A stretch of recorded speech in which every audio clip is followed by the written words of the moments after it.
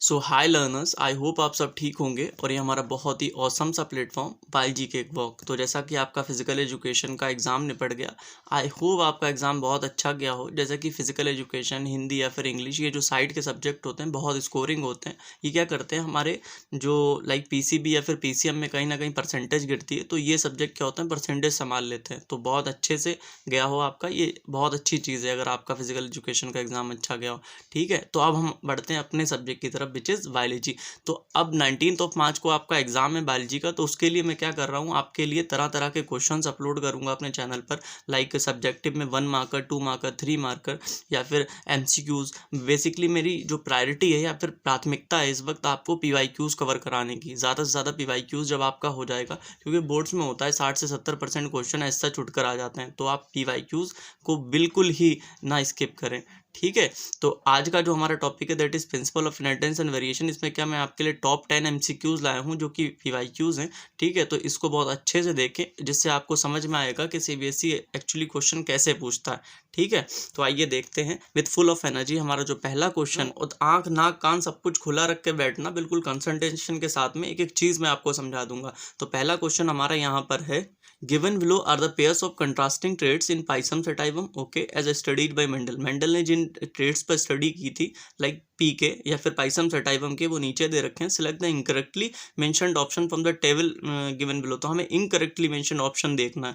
ठीक है, तो इसके लिए क्या आपको वो चीज़ याद होना चाहिए जो मेंडल ने ट्रेड्स और हमारे 7 कैरेक्टर्स दिए थे। ये बहुत ही इंपॉर्टेंट है, आपको याद होना ही चाहिए। तो हमारे यहाँ पर कैरेक्टर्स डोमिनेंट और रिसेसिव ट्रेड दे रखे हैं। फ्लावर कलर हमारा जो कैरेक्टर है, तो यहाँ पर उसका जो डोमिनेंट ट्रेट होता है वायलेट, जबकि रिसेसिव वाइट होता है। This is correct. Pod shape में हमारा डोमिनेंट इन्फ्लेटेड होता है, जबकि कंस्ट्रिक्टेड रिसेसिव होता है। This is also correct. Stem height या फिर प्लांट हाइट भी लिखते हैं इसको, हमारा डोमिनेंट टॉल होता है, जबकि रिसेसिव ड्वार्फ होता है। फ्लावर पोजीशन में हमारा डोमिनेंट इन्होंने टर्मिनल दे दिया, लेकिन जबकि होता क्या है, हमेशा हमारा एक्सियल डोमिनेंट होता है, जबकि टर्मिनल क्या होता है, वो रिसेसिव होता है। तो ये हमारा आंसर हो गया।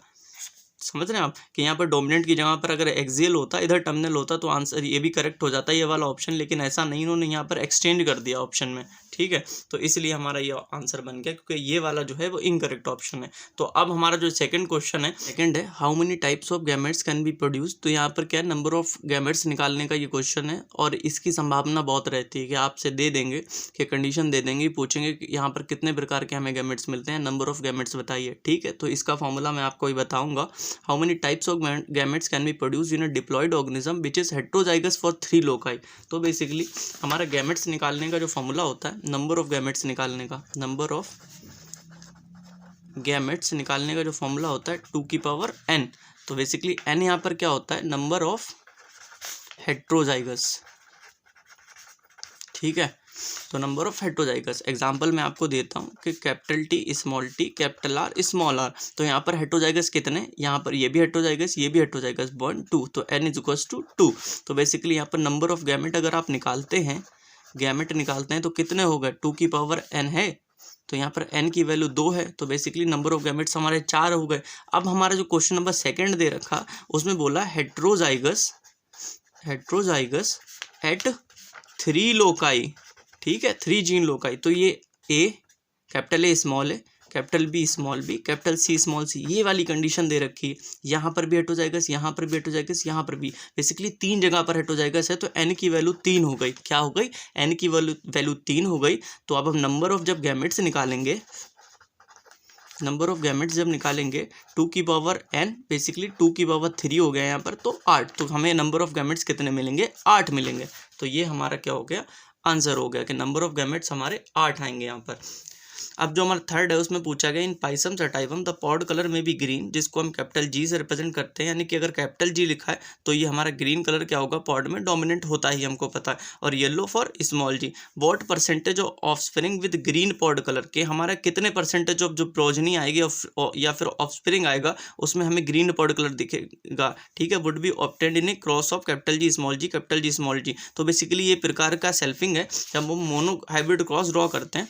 ठीक है, capital G small G, capital G small G. तो इसका जो रिजल्ट आता है क्या आता है, capital G capital G capital G small G capital G small G small G small G. तो आप देख सकते हैं ये यहाँ पर capital G dominant capital G dominant capital G dominant, तो सारे के जब इनमें सब में कैपिटल जी डोमिनेंट है और ग्रीन कलर हमारा डोमिनेंट है तो बेसिकली ये तीनों हमारे ग्रीन हो गए, जबकि ये हमारा क्या हो गया, येलो हो गया। तो 3:1 का रेशियो आया तो हमारा ग्रीन कितना हो गया, 75% हो गया।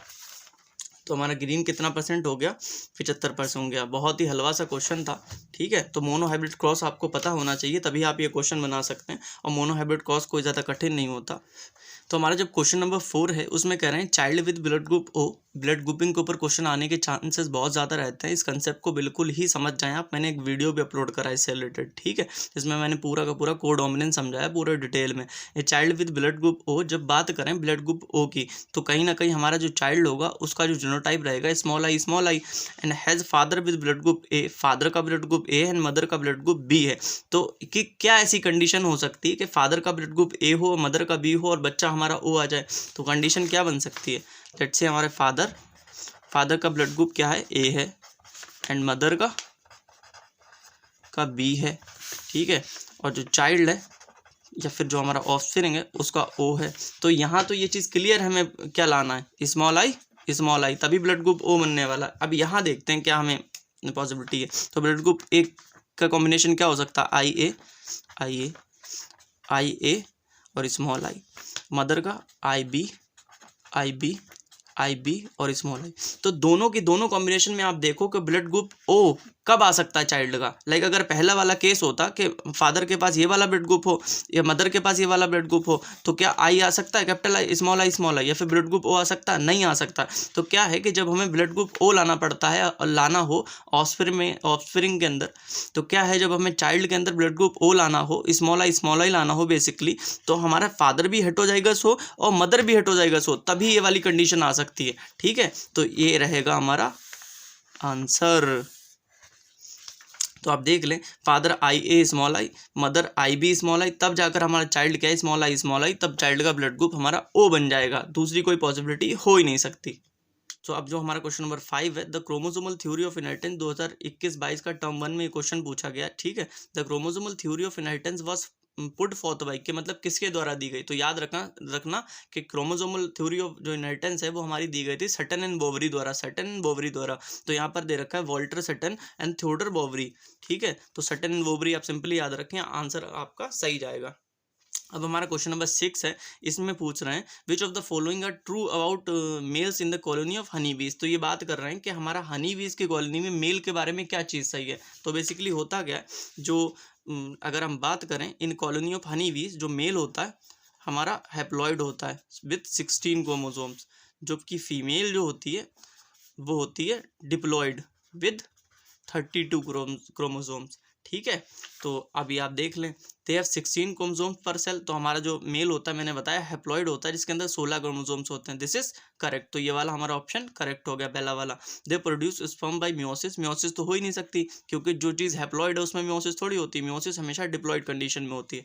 दे have a grandfather but no father, ये चीज़ आप पूरी तरीके से रट ले, याद कर ले कि जो हमारा मेल होता है जिसको हम ड्रोन के नाम से जानते हैं उसका ग्रैंड फादर होता है बट फादर नहीं होता। और जो हमारा फोर्थ वाला है, तो ये दोनों करेक्ट हो गए, पहला एंड थर्ड। तो फोर्थ है all males in the colony are haploid except one, ये कह रहे हैं कि हमारे जो मेल्स होते हैं वो हैप्लॉइड होते हैं एक्सेप्ट वन, एक हमारा हैप्लॉइड नहीं होता, नहीं सारे के सारे हैप्लॉइड होते हैं, सब में 16 के 16 क्रोमोसोम्स होते हैं। तो basically first and third correct है हमारा, तो आंसर हो गया हमारा ए। सो हमारा क्वेश्चन नंबर 7 है, क्लाइनफेल्टर सिंड्रोम के ऊपर पूछा गया है। बेसिकली जो सिंड्रोम दे रखे हैं, यानी कि जेनेटिक डिसऑर्डर दे रखे हैं, लाइक क्लाइनफेल्टर सिंड्रोम या फिर हमारा डाउन सिंड्रोम या टर्नर सिंड्रोम, इन पे क्वेश्चन आने की संभावना बहुत रहती है। तीनों के तीनों आप लर्न कर लें, बहुत ही ब्रीफ हैं, छोटे से हैं, कोई ज़्यादा बड़े नहीं। तो इसमें पूछा the cause of Klinefelter syndrome in humans is because of. तो बेसिकली होता क्या, ये मेल के अंदर डिसऑर्डर होता है, जो नॉर्मल मेल होता है, ठीक है, उसके अंदर क्या होता है 44 + XY, टोटल 46 क्रोमोसोम्स होते हैं। जब क्लाइनफेल्टर सिंड्रोम हो जाता है, ठीक है, तब क्या बनता है 44 + X एंड Y। तो आप देख लें टोटल 47 क्रोमोसोम, एक X क्रोमोसोम एक्स्ट्रा आ जाता है, क्या ये X क्रोमोसोम एक्स्ट्रा आ जाता है, तो आप देख सकते हैं मेल के अंदर 2 एक्स क्रोमोसोम्स आ गए, जबकि फीमेल का केस होता है, फीमेल के अंदर क्या होता है 44 प्लस XX। तो यहाँ पर जब 2 एक्स क्रोमोसोम आ जाएंगे तो मेल के अंदर क्या फेमिनिन कैरेक्टर दिखाई देने लगेंगे। समझ रहे हैं आप? तो बेसिकली कुछ नहीं होता, यहाँ पर एक एक्स्ट्रा एक्स क्रोमोसोम आ जाता है, क्लाइनफेल्टर सिंड्रोम तब जाकर हमारा बनता है। तो यहाँ पर an extra copy of autosome, नहीं सेक्स क्रोमोसोम होता है उसमें भी एक्स होता है, an extra copy of x chromosome, तो ये आंसर हो गया। अब ये कह रहे हैं एब्सेंस ऑफ 1 एक्स क्रोमोसोम, नहीं एब्सेंस नहीं होता, एब्सेंस होता ही नहीं, एक्स्ट्रा कॉपी आती है। तो हमारा क्वेश्चन नंबर 8 है, देखते हैं क्या कह रहा है। तो अब हमारा क्वेश्चन नंबर 8 है, autosomal disorder in humans is. तो ये पूछ रहा हूँ ऑटोसोमल डिसऑर्डर लाइक ऐसा डिसऑर्डर जिसकी जीन कहाँ प्रेजेंट हो, ऑटोसोम्स पे प्रेजेंट हो, ना कि सेक्स क्रोमोसोम पे प्रेजेंट हो। तो बेसिकली कलर ब्लाइंडनेस, हीमोफीलिया और हमारा टर्नर सिंड्रोम, तीनों के तीनों क्या होते हैं, हमारे सेक्स क्रोमोसोम्स पर इनके जीन प्रेजेंट होते हैं। जबकि जो थैलासीमिया होता है वो ऑटोसोमल डिसऑर्डर होता है। समझ रहे हैं आप?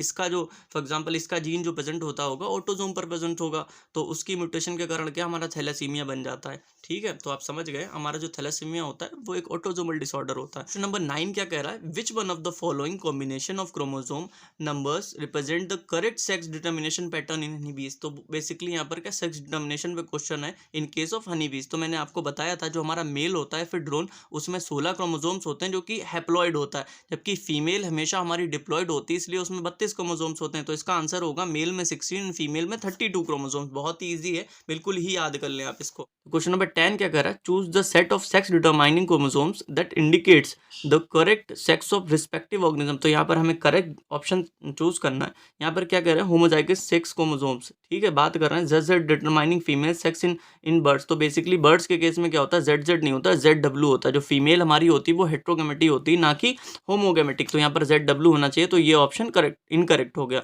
तो X not type of sex chromosomes determine male sex in grasshopper. तो बेसिकली ये वाला आंसर सही लग रहा है, और आगे भी देखते हैं। XX XY, यहाँ पर क्या एक एक्स्ट्रा एक्स आ गया, तो condition in humans are found in Turner syndrome. नहीं, बेसिकली ये हमारा क्या होता है, क्लाइनफेल्टर सिंड्रोम के अंदर 47 क्रोमोसोम होते हैं, एक एक्स्ट्रा होता है। तो homozygous sex chromosomes XX produce mail sex इन ड्रोसोफिला। नहीं, XY, ये ह्यूमन और ड्रोसोफिला के केस में क्या होता है, XY जो होता है वो मेल प्रोड्यूस करता है। तो बेसिकली आंसर क्या है, X not type of sex chromosome determine male sex in grasshopper. So I hope आपको ये सारे के सारे क्वेश्चंस बहुत अच्छे समझ में आए होंगे। तो थैंक यू गाइज।